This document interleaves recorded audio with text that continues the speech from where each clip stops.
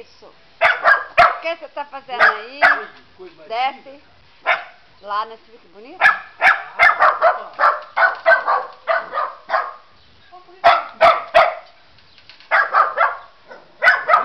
Parou.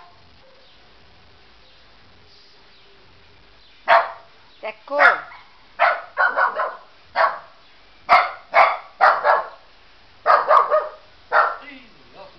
Não, o pessoal da hemodiálise chegando. A mãe da Marisete tá ali junto, lá.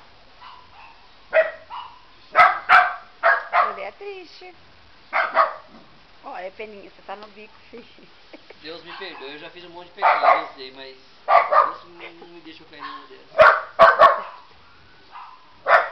Ele não vai nem falar. Você não sabe o que eu tô fazendo? Aham. Eu tenho aquele filme de você correndo com o Teco aqui na área.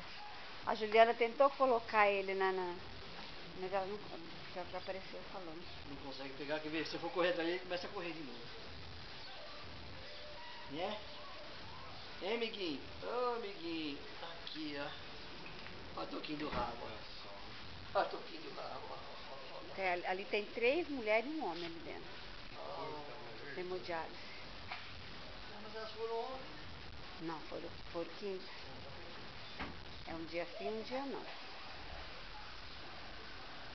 Teco, vai ali junto. Chama ele aí. Chama ele aí. Eu vou encerrar aqui. Parou.